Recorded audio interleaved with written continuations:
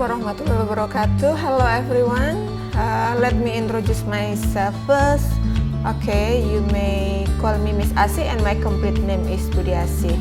And today we will have a material of critical and evaluative reading, and one of the topic that we are going to discuss for today is about the introduction to critical reading and how to differentiate the statement of fact and the statement of opinion. Okay, we will directly go to the first discussion. This is about introduction to critical reading. To develop the ability to evaluate what we read, we have to master critical reading skills. It is important because since much reading matter, particularly newspaper, magazines, advertisements, and we have the IT that every day we use mobile phone, they attempt to influence our thinking and behavior. In general, there is nothing wrong with this. It is only wrong if allow yourself to be unknowingly influenced. And of course, this will be very dangerous. Okay, critical reading, whereby ideas and information are evaluated. Critical evaluation occurs only after readers have understood the ideas and information that the writer has presented.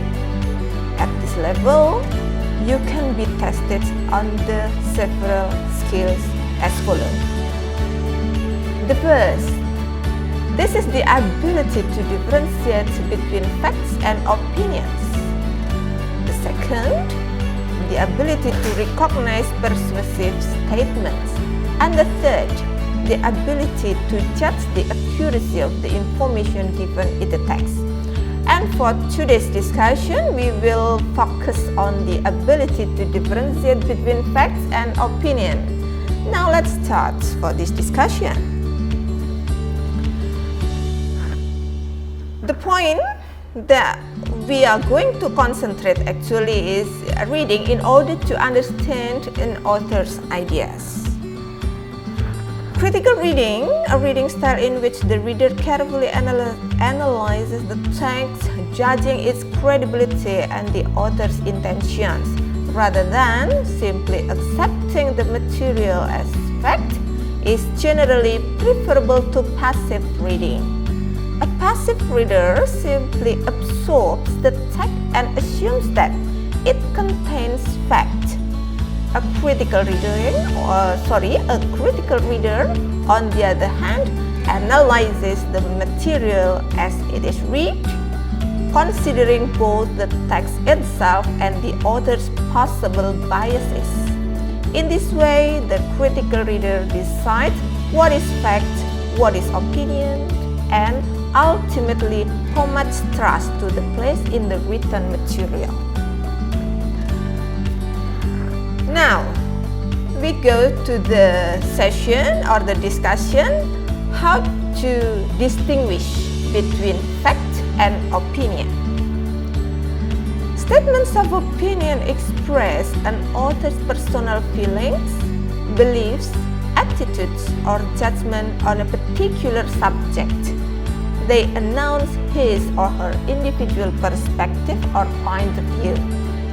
Statements of opinion tell you not just what was seen, but how it was seen as well. Okay, here we go to the examples.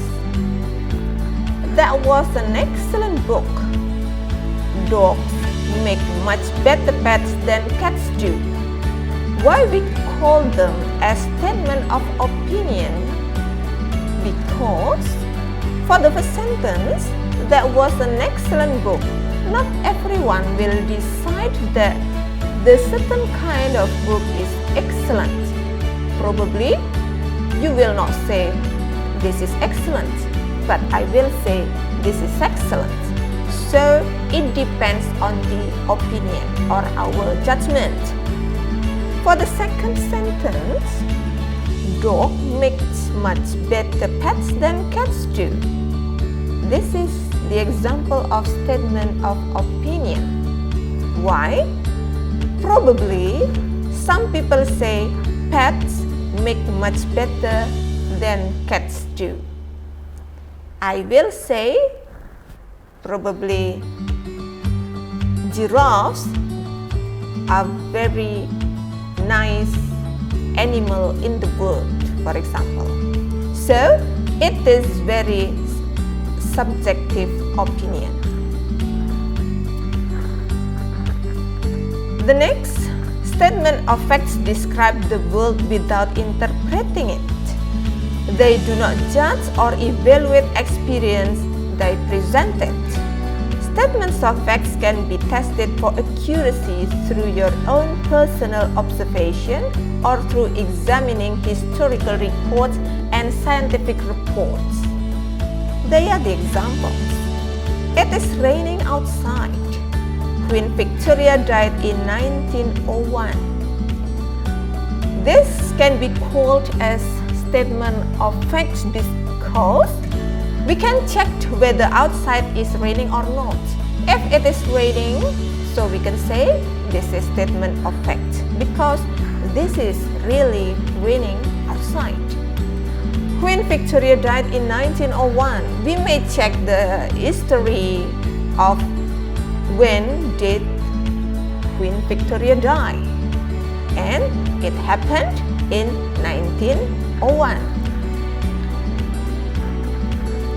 To help you remember the distinction between statements of fact and statements of opinion, there are some points that you can keep on your minds.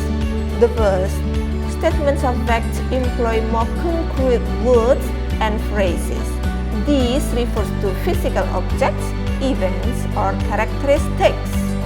The second, statements of opinion rely more on abstract words or phrases.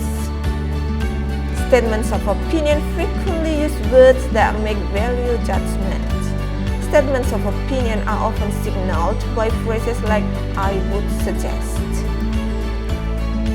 Now, I think the explanation is quite clear for you, and this is one of the example. You may label some sentences into fact or opinion. I will read some of them and you may answer this question by discussing to your friends, or you may answer by yourself. For example, for number 1, that was an excellent book. Number 2, dogs make much better pets than cats do. Number 3, it is raining outside. Number 4, Queen Victoria died in 1901. Number 5, Rachel Carson's book Silent Spring had a significant effect on American society. Number 8, the water in the pond is over 8 feet deep. Number 9, David Letterman is the best talk show host on television. Number 10, Pearl Harbor was bombed on December 7, 1941. Okay everyone, I think that's all for the discussion for today for the first topic of critical and evaluative reading. I hope this will be very useful for you. Thank you very much. Assalamualaikum warahmatullahi wabarakatuh.